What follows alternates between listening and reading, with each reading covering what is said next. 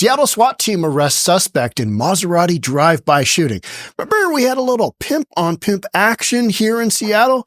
Guy just pulls up on a guy in a Maserati and just boom, boom, boom. We're going to watch it. We're going to get into it. Come to find out, the guy with the gun? Yeah, 13-time convicted felon. Let's get into it. Here we go. It's Seattle. This is good. It's shocking video out of Greenwood that put an entire neighborhood on edge. A man opened fire into another car in the middle of the day. Detectives worked for weeks to track him down, and once they did, it turned into a standoff with SWAT. He didn't want to go easily. Instead, he crawled out of a 6th-floor window to try to escape. Fox 13's Dave Detling live outside the Astro apartment building on 1st Street North, where that attempted escape happened.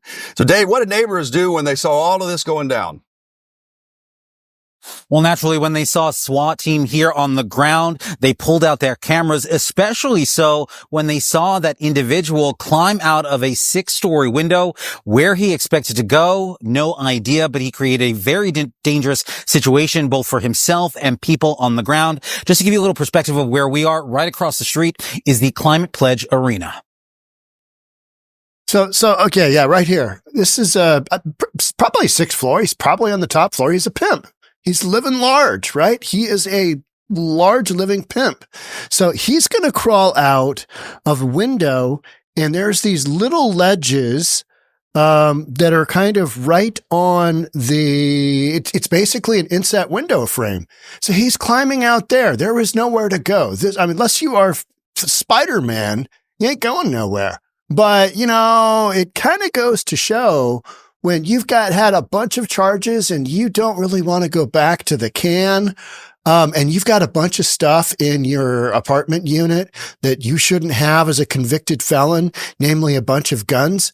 Yeah, you'll climb out on the window ledge and look at your options and go, maybe this wasn't such a good call. Because falling down, call it 60 feet? I don't know. Is it 50 feet? 60 feet? Yeah. Going to bounce once and break an ankle. You're going to do whatever. That's if you live, right? All right, let's keep going.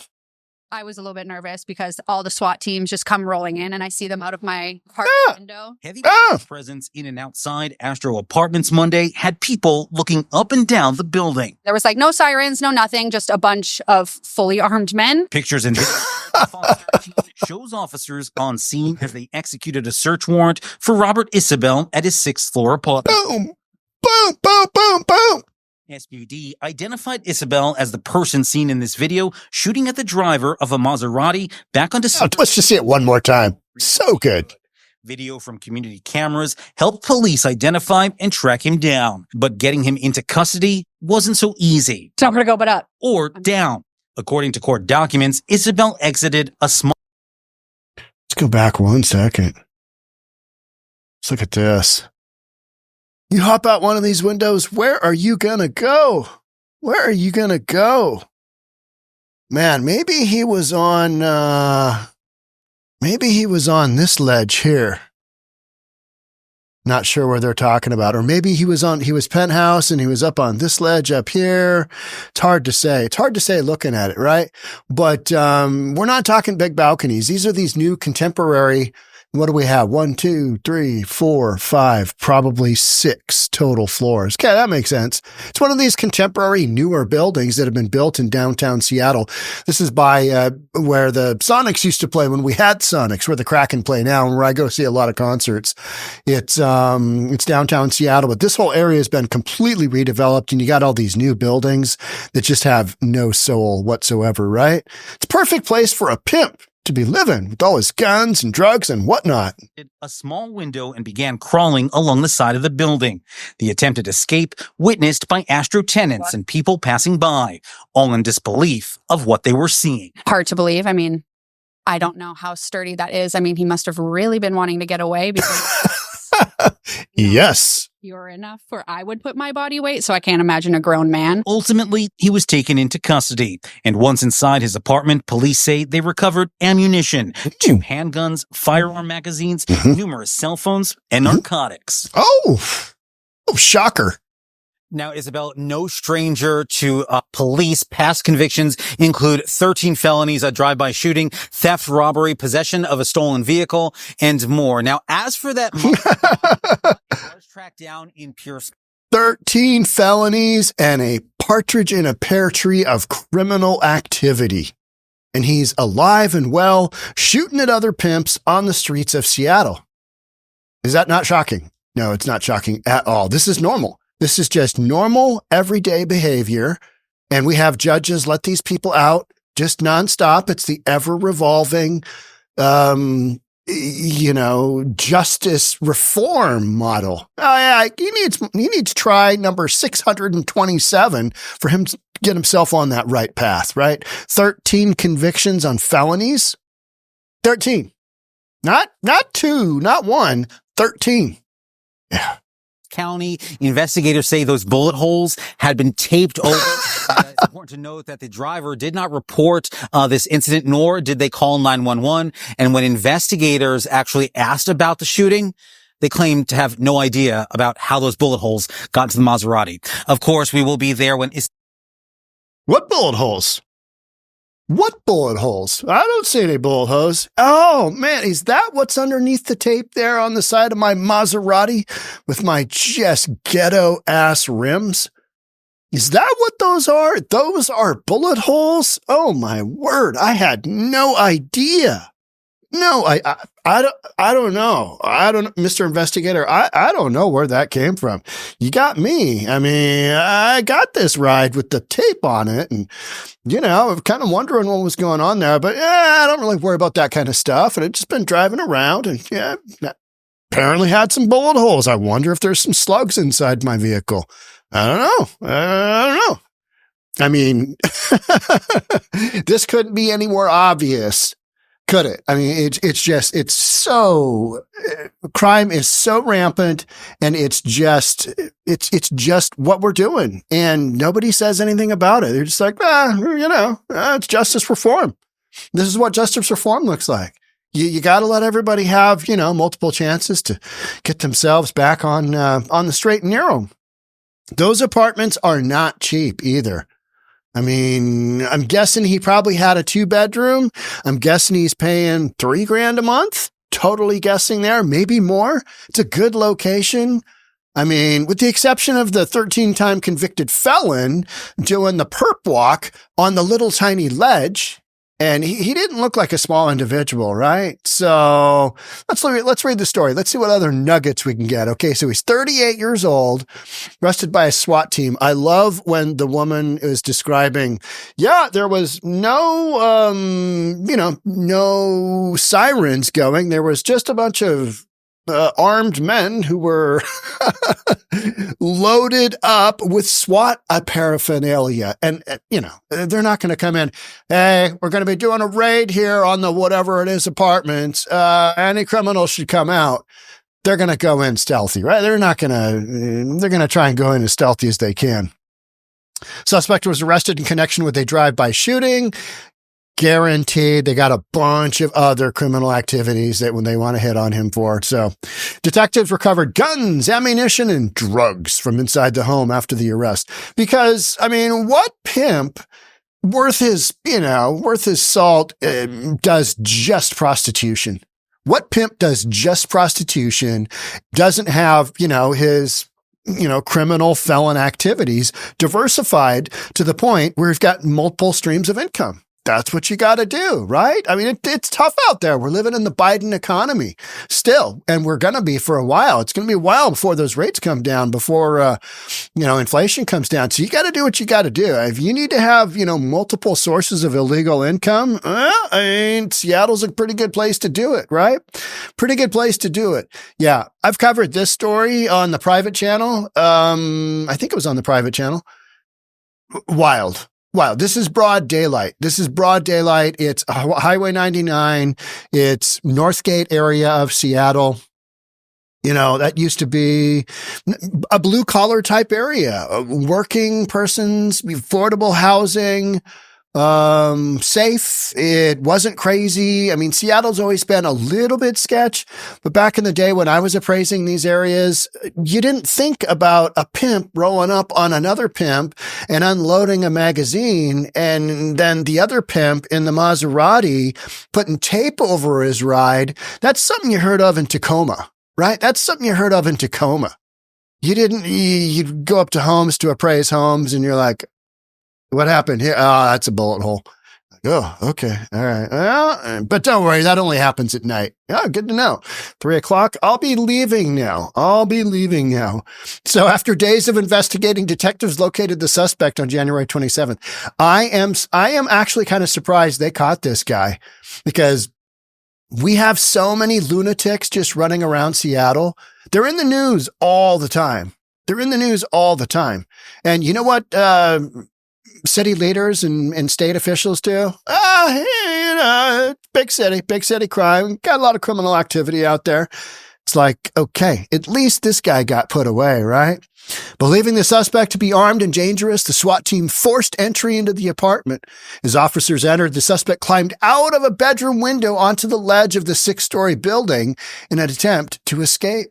SWAT officers then moved to the roof and negotiated with the suspect, telling him his options were to surrender or risk falling. Hey, yo, 13-time felon, pimp-on-pimp shooter, possession of drugs, guns, and other assorted paraphernalia you shouldn't have. Don't know if you know this, but yeah, you need to either surrender to us or 6 floors down. I don't know what floor he's on. The whole thing is just like, it's par for the course. This is what's going on. And then people wonder, my car got broken into. I can't believe that. And you got 13-time felons just running around broad daylight, just shooting at people, running, pimp operations, drug operations out of their pretty nice apartment complexes in Seattle.